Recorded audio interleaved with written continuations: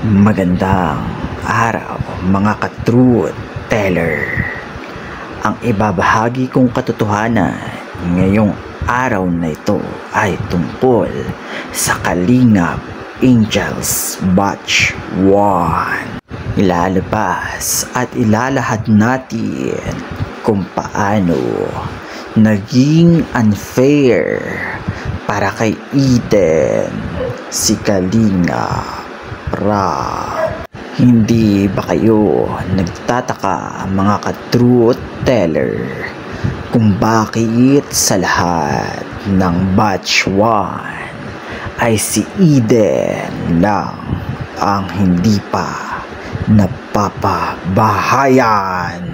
Makikita natin na si Viancy ay napabahayan na at hindi lang basta-basta ang pabahay kay Viancy, umabot ng milyon-milyon.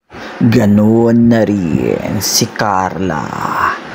Nandyan na rin ang kanyang bahay na napakaganda. Nakakaawang Eden. Mayroong bahay na rin ngayon si Melka na alam naman natin kasama sa batch 1. Si Rose Ann na alam naman natin humahakot ng bashers noon ay mayroon na rin pabahay.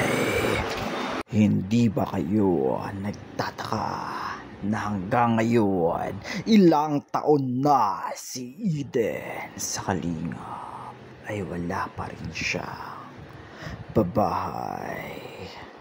Kung inyo rin matatandaan, si Eden lang ang hindi bongga ang birthday.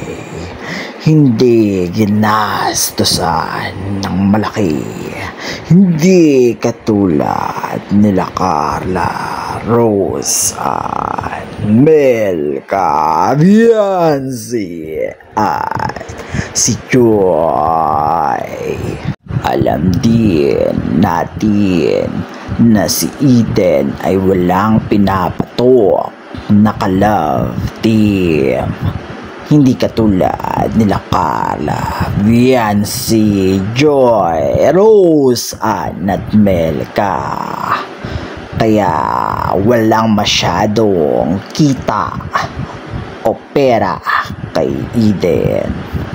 Dito natin mapag-aalaman na may favoritism kung sinong viral, kung sino ang nakakapagpasok ng malaking pera, siya ang inuuna. Hindi ko pinapaboran si Eden. Wala akong kinakampihan kay Rab o Eden. Ang akin lang, nagsusumikap si Eden. Nagpapakitang gilas si Eden. Laging sumasama sa mga event. Lag-aaral ng mabuti. Pero bakit ang pabahay niya ay hinuhuli? Kung inyo pang natatandaan, inuna pa pabahayan si Maribel. Si Maribel na lumabag sa rules ng Kalingap, nagpabuntis ng maaga. Hindi ba dapat si Maribel ang hindi na pabahayan dahil siya ang hindi sumunod sa rules ng Kalingap? Bakit siya ang inunang pabahayan kaysa kay Eden na nagsusumikap mag-aral, nagsusumikap sa buhay? Hindi ba mas deserve ni Eden yon? Dahil Si Maribel ay hindi magandang ehemplo sa mga kalingap angels. Kung inyong iisipin, pwede palang pabahayan ang mga taong hindi sumusunod sa rules. Para saan pa ang rules kung pwede naman palang labagin, dahil kahit labagin nila ay papabahayan pa rin sila. Kaya naman hindi magandang ehemplo si Maribel. Papasok sa isip ng ibang kalingap angels na pwede naman pala silang magpabuntis, magnobyo, dahil papabahayan pa rin sila.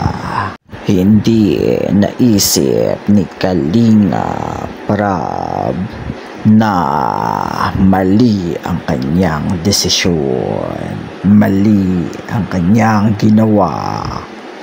Siguro dahil na rin malaki ang views ni Maribel kumpara kay Eden, kaya naman mas viral. Nakakaawang Eden.